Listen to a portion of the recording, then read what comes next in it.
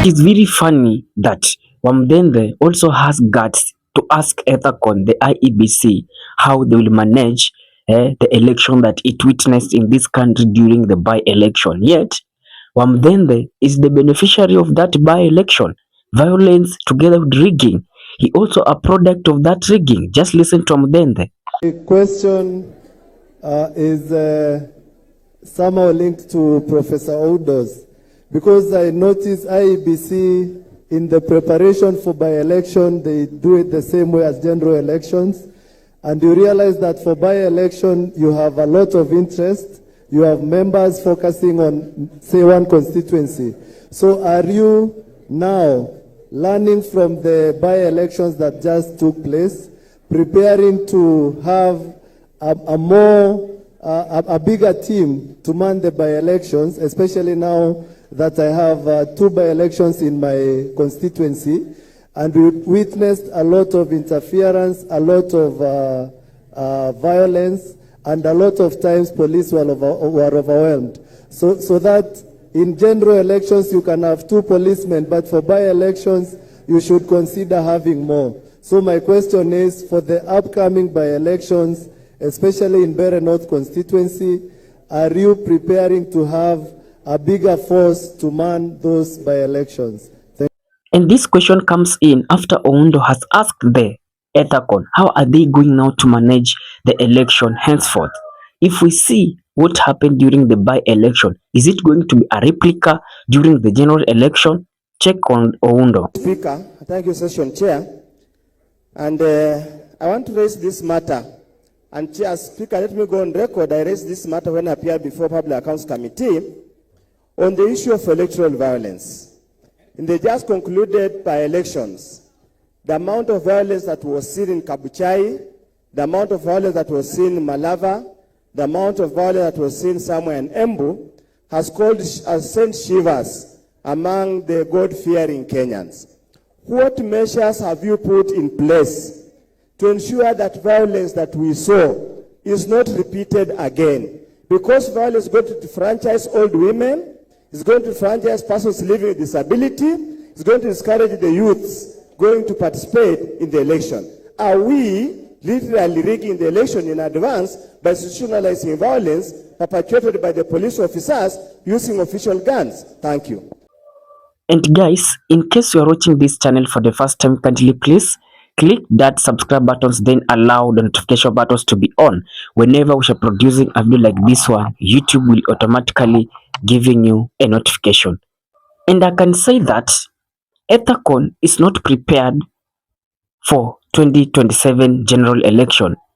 Ethacon is now saying that it is the responsibility of me and you to ensure that votes are doing what? Protected, and the process of voting is done in a good way. Just listen to Ethacon. Itself in the first place. Who's responsible for this?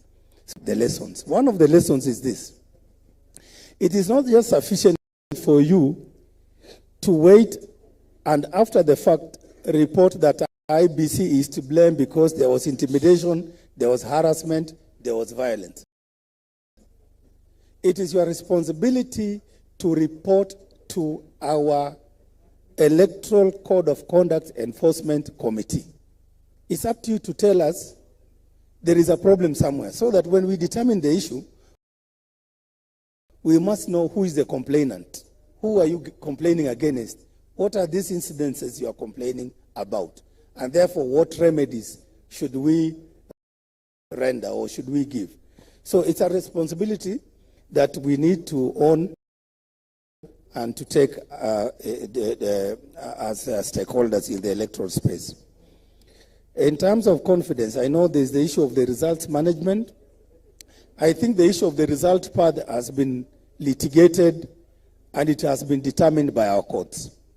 What I think we need to do as a commission is to demystify, I think it was Honorable Odipo as well, is to demystify some of these processes and to explain through a proper communication strategy how everything moves from the moment we set up the polling station, how the results move from the polling station to the constituency tallying center and to the national tallying center. That was the Honorable Kirima's question. I think Kirima and Odipo is a related question. Okay. And I think I'm trying to merge it so that in the interest of time.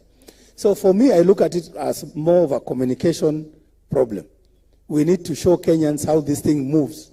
We need to simulate so that then we understand in all this, there is nowhere, even in law, apart from in Article 138.10, there's nowhere in law that even the chairman of the IEBC plays a role in managing those results. The role of IEBC chairperson is, after we verify the National Tallying Center, is to announce the result to the nation, to give back the returns.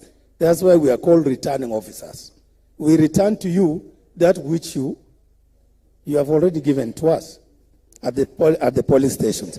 And I know in terms of the finality, the courts have pronounced that the results at the tallying centers are final.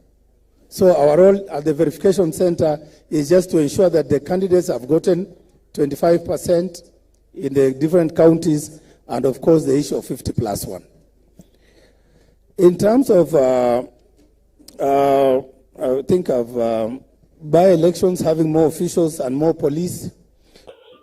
As we head into 2027 guys general election, do you still have faith in IEBC that for this time round IEBC is going to conduct a free and fair election in this country? For me, I don't have any faith in Ethacon together with those commissions of IEBC. Where I sit, I tend to take them as people who are just working for William Samoei Ruto, not even for the sake of Kenyans.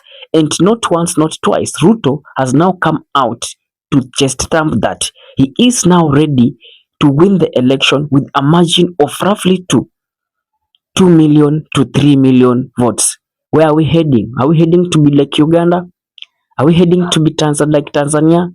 That is a question for another day. Guys, what is your thought on that? Drop it into a comment section. I'll be doing my best to read it and giving you a response. And with that, peace and love.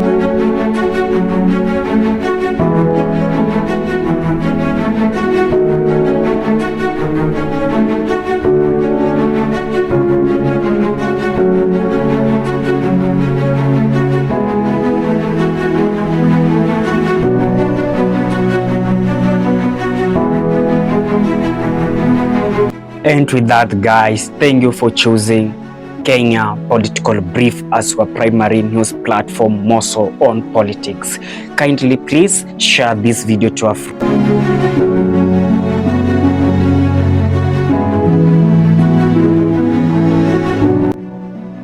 If politics is your passion, this is the place you really wish to be.